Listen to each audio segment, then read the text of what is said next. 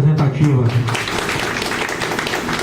É a mesa representativa, né, do segmento, né?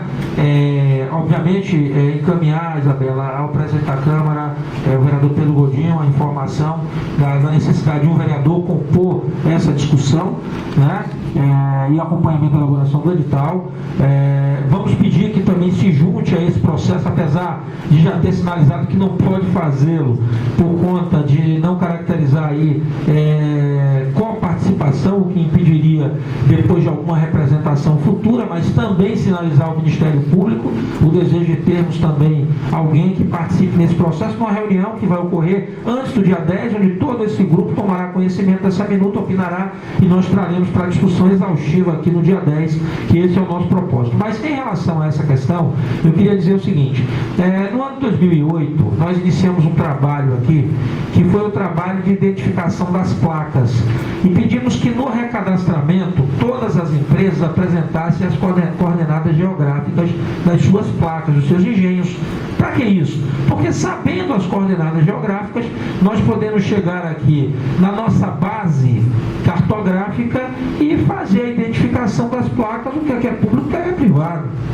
Isso foi o trabalho que nós tivemos, que foi o maior trabalho de posse das coordenadas GPS, a gente olhar ali e dizer assim: opa, isso aqui é pública, mas estão dizendo que é privada, não é, vai para o bolo, não vai, e por aí vai. Então esse foi o nosso grande desafio, elaborar isso daí.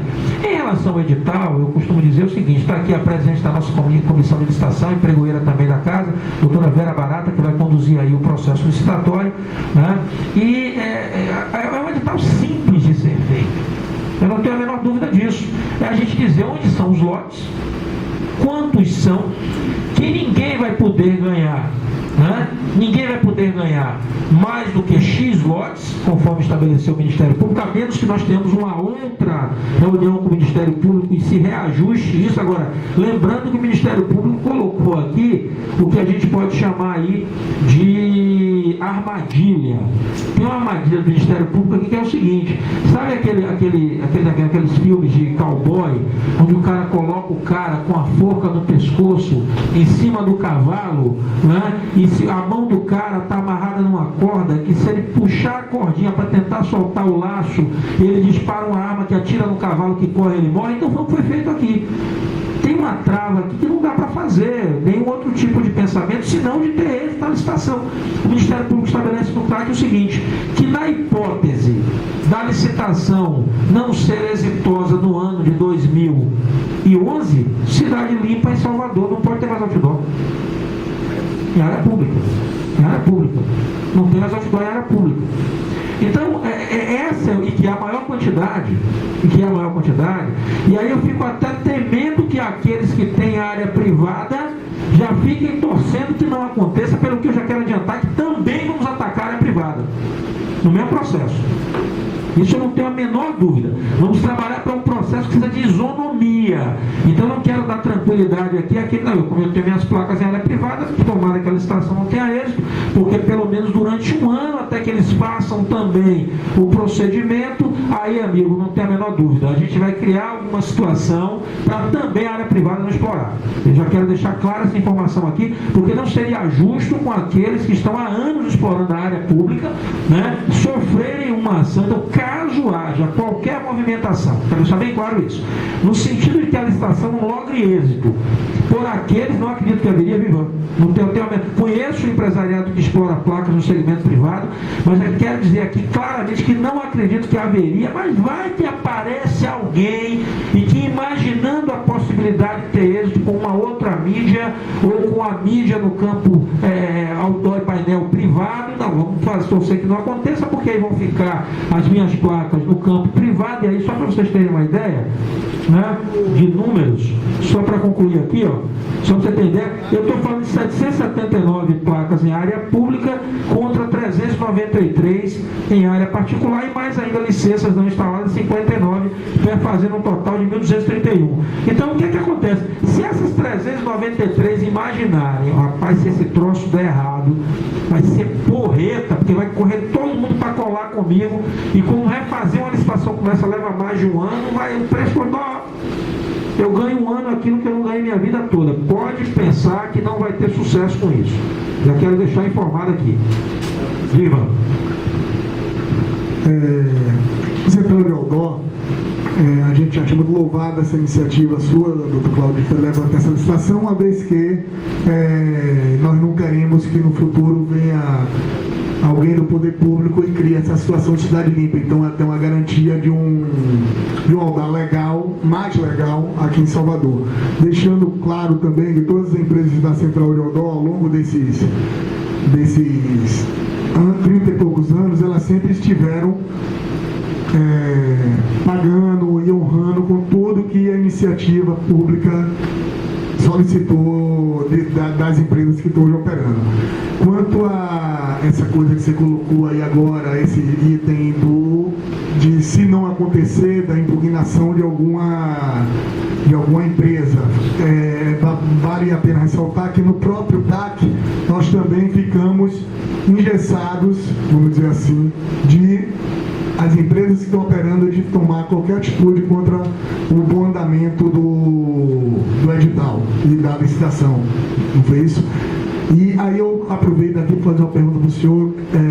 Qual é hoje o pensamento da SUCOM em relação a empresas que venham a ser aventureiras nessa licitação e que venham, como eu coloquei no começo da audiência, em relação a empresas que venham a explorar esse nosso meio e venham a prejudicar o bom andamento do Eldó e tudo isso que a gente está colocando aqui, apesar de seguir umas regras que vão ser impostas no edital e na licitação, mas que podem criar um problema que, desculpe o termo, mas de uma prostituição do mercado. Então eu quero saber qual é a situação que a SUCOM está elaborando para isso que não ocorra. Bem, aí a gente vai entrar no campo da estratégia. A estratégia da SUCOM é, obviamente, fazer com que o edital ele possibilite que se credencie aquele que, de fato, pode prestar o serviço de qualidade.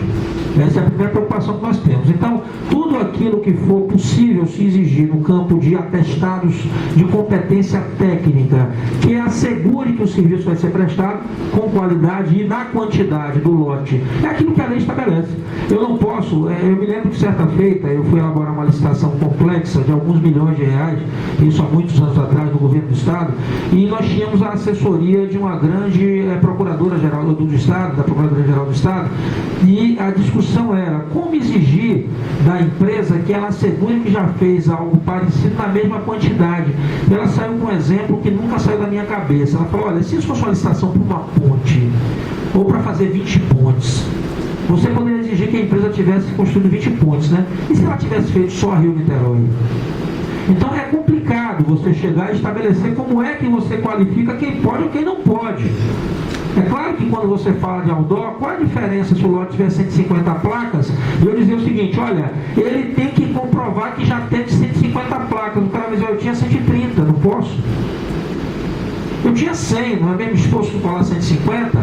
Então é complicado a gente chegar nesse nível de detalhamento, portanto nós vamos exigir aquilo que a lei aponte. Se a lei disser que tem que ser comprovada a capacidade técnica em qualidade e quantidade, a gente vai exigir isso, não tem a menor dúvida. É claro que quando você faz isso, você dá margem ao aparecer por aí um advogado que vai para o pau para tentar impugnar e a licitação fica como ficou em Fortaleza, a da Infraero, anos lá, ganharam agora, derrubaram a liminar agora. Então a gente não quer uma liminar nesse processo, até porque a liminar significaria o quê? Cidade limpa. Significaria que cidade limpa não é bom para ninguém, não é bom para o município, não é bom para quem explora. Então o que a gente quer é uma licitação que seja totalmente transparente, que ele se credencie pela competência para fazer, que obviamente pague a maior outorga. Então uma licitação como essa, ela não pode se prostituir à medida que o cidadão invista muito, ele vai querer ter obviamente o payback dentro daquele prazo que ele estabelece. Então o que pode acontecer? Mantidos os locais, né? Mantidas aí as condições de licenciamento, e aí nós estamos falando obviamente do valor anual que se paga no licenciamento das placas, que é um valor que a gente sabe que não é um valor tão pequeno, é um valor para quem quer de fato estar operando no mercado. Então mantido isso daí, mantidas as as exigências de conservação, de tipo de engenho, e aí que venham também outras contrapartidas. Né? O próprio decreto, vereadores, estabelece o seguinte, que a prefeitura pode, a título de contrapartida, tomar obras e serviços permutando por publicidade. Faz isso muito. Esses eventos de carnaval, não é isso?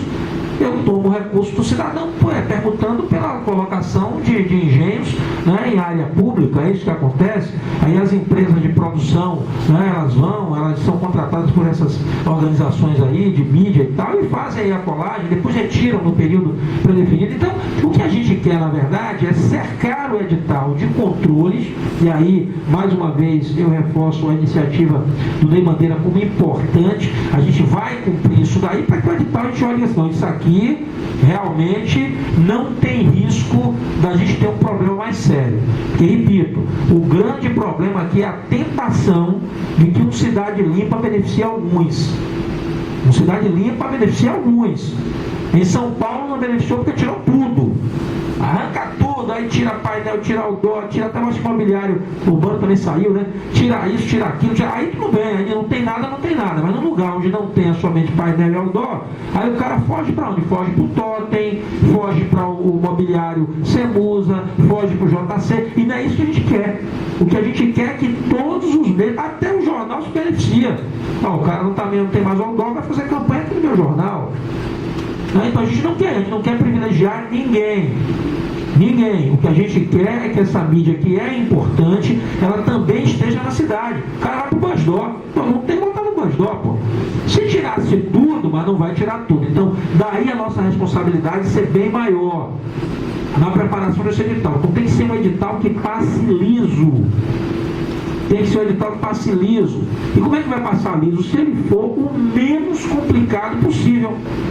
Se eu exigir o mínimo possível nos termos da lei, para que não haja controvérsia. Agora, no que diz respeito à vantagem municipal, é muito simples, quem pagar mais vai levar. Não foi assim que foi feito na telefonia? A telefonia não funcionou? Existia a licitação, brigadeiro, mais complexa do que a telefonia, quando foi feita, e a telefonia se resolveu. Empresa espelho, não sei o que, porque vão pensar todas as questões. O nosso grande imbróglio hoje está em não exigirmos condições técnicas que possam ser consideradas, pela visão de um magistrado, como uma condição exorbitante, porque aí ele dá um pau na licitação, o mandado de segurança vai lá, paralisa no braço. Daqui que desenrole, pare para votar, meu amigo, 2 anos, 3 anos, um outro prefeito, e aí só vai ter outdoor na área privada, aí é melhor cancelar tudo. Do que a gente criar uma condição de tirar quem está no mercado hoje, trabalhando de forma digna, recolhendo, né, as suas taxas, gerando emprego, renda, e deixar somente aqueles que também fazem o mesmo, mas que vão ser beneficiados por uma iniciativa do próprio poder público contra o próprio poder público. Não vamos admitir isso. Então a gente vai trabalhar. Não interessa porque a norma eu sei disso. Não interessa para quem tem áreas públicas. Tem os dois, né? E não área particular, porque não interessa se eu tiver. Então, assim colocando em relação às pessoas, às empresas que exploram em área pública, que não assim, eu respondo com muita propriedade isso, que não interessa a essas empresas que nós não tenhamos outdoors em área pública, porque com a quantidade de outdoor, apesar de ter sido falado 300 e pouco, parece um número alto, mas é muito pouco para dar cobertura a um mercado publicitário. Aí nós temos aqui o Renato Tourinho, a Vera Rocha, o próprio Ney, que pode dar esse parecer do que é a solicitação de outdoor nesse mercado. Então seria muito pouco. Então não interessa de forma alguma que não aconteça a licitação, que as áreas públicas não sejam ocupadas com outdoor, porque isso gera uma coisa, a gente não vende uma campanha num lugar só, nem com unicamente com os engenhos que nós temos em áreas públicas, sim uma cobertura onde nós compartilhamos com todas as empresas, principalmente falo com propriedade da nossa associação, que é a Cidade de Eudóio, das empresas que fazem parte dela.